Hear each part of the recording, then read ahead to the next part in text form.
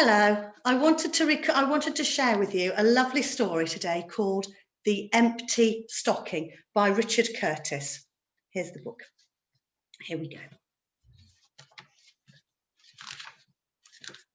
It was Christmas night and Mr. and Mrs. Weston were excited, as were their twins, Sam and Charlie, who were, despite their names, both girls.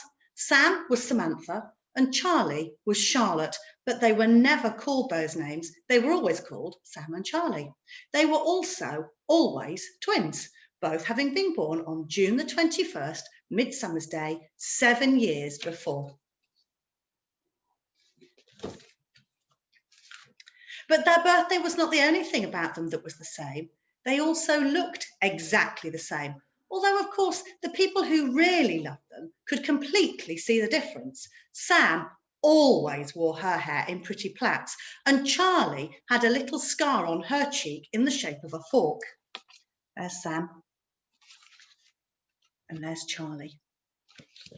But actually, as children, they couldn't be more different. And on Christmas night, that was a serious worry because Sam was always very well behaved and Charlie was, well, not to mince words, because this is basically what this story is about, Charlie was quite bad. Not really bad, but, very naughty. Not interested in being obedient, quite often grumpy. Not very fond of telling the complete truth, but very fond of eating sweets, making a filthy racket and having too much fun. Her parents, of course, still loved her to bits, loved her as much as Sam, because that's what parents do. But for instance, her teachers found her very annoying because she was particularly naughty at school. And her next door neighbours hated her because she was very naughty at home. And shopkeepers didn't like her one bit because she ate a lot of their sweets and very rarely paid for them. Anyway, it was Christmas night, and as usual, the family watched Elf, which was just great. Then Dad read them The Night Before Christmas, which was very good, and How the Grinch Stole Christmas, which was even better. Then Mum sat down at the piano and made them all sing Santa Claus is Coming to Town.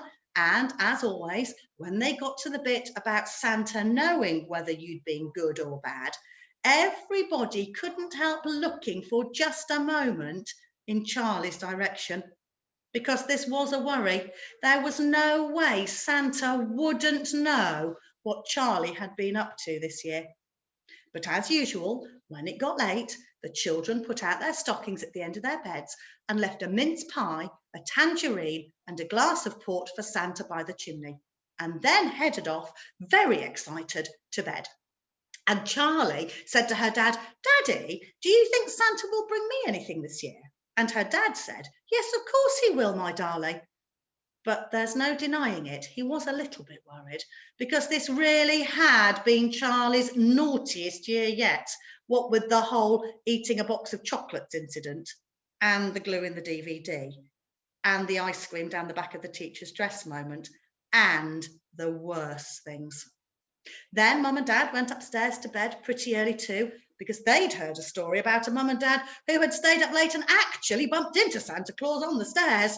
And Santa Claus had scarpered, and they'd had to quickly fill the kids' stockings for the kids by themselves to make up for Santa's hasty exit. So at 11:10, they got into their pyjamas, turned off their lights, and even though they whispered until midnight, at least they knew Santa could get on with his job undisturbed. There they all are in bed. And of course, that's exactly what Santa did.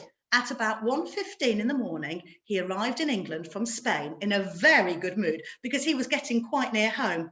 He moved up swiftly from Kent, rushed through London, and sped on to Suffolk, where good Sam and naughty Charlie lived.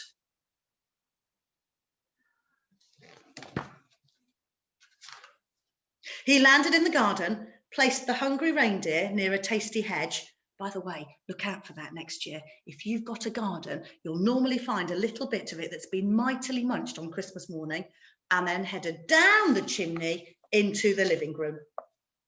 Dusting himself off, he crept past Mum and Dad's door and into the rooms where the twins slept. And there he filled one stocking and left the other one completely empty. Because Charlie had indeed been very bad that year. He never liked doing it, but sometimes Santa has to get tough.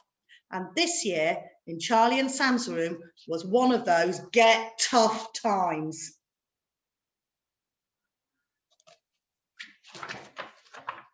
He then left their room quickly, drank a bit of the port, gobbled the whole tangerine and the pie, swooshed up the chimney and headed on, and left the house totally still. Mum and Dad had no idea of the terrible thing that had just happened. Neither did Sam or Charlie. One stocking hung light and empty, and the other swung with the weight of all the wonderful presents. For 3 hours, nothing moved, not even a mouse or a fox or an owl or a badger. You can see those in this picture. And then, just by chance, as fate would have it, at 4 in the morning, naughty Charlie woke up, looked down at the end of the bed and saw a gorgeous full stocking, because, you see, Santa hadn't looked very carefully.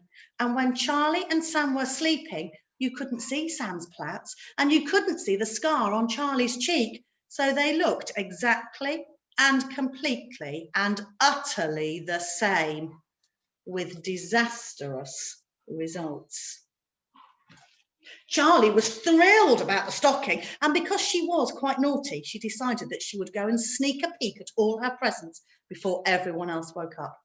But as she went down the bed, she looked across at her sister's bed and saw the empty stocking.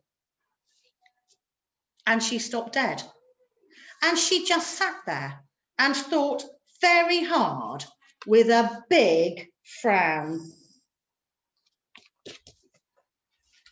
Because no one had ever really bothered to notice, but amongst all her naughtiness, Charlie really loved her sister. And sometimes the actual reason she was naughty was because she loved making Sam happy. And sometimes when she was really naughty, it was because she loved making Sam laugh. And sometimes when she was really, really naughty, it was because other people had been picking on Sam, and Charlie was certainly not having that. And then Charlie thought about her sweet sister's face in the morning when she'd reach for her stocking, all excited about the toys and sweets and games she'd find inside, and she would find nothing in it at all. She thought about how Sam would try to be brave and how Sam's chin would start to wobble. And she thought about how she felt whenever Sam was sad, not sad because Charlie had sat on her, but properly, really in her heart sad. And then, very, very, very quietly, so she didn't wake up Sam, naughty Charlie started to move presents from her full stocking into Sam's empty one, present by present, one after the other, in a totally mathematical manner, even if she really liked something, until both stockings were half full, with exactly the same number of presents, because a half was a lot better than nothing.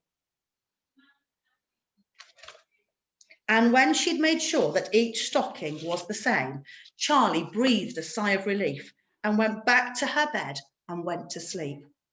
And everything went quiet again at home, but not, as it turns out, on Santa's sleigh, because Santa was getting near the North Pole when suddenly something very unexpected happened.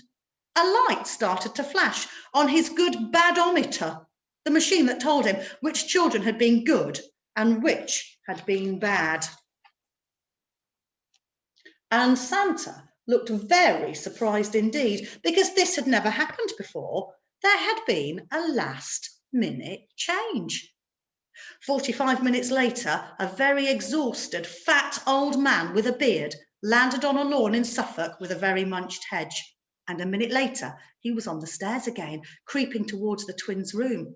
And when he popped his head into the room, he saw 2 half-filled stockings, and he smiled.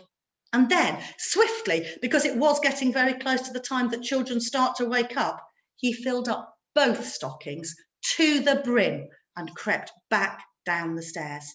But just as he put his head in the chimney, he had one last thought and headed back up the stairs one last time and popped one last little thing into Charlie's stocking.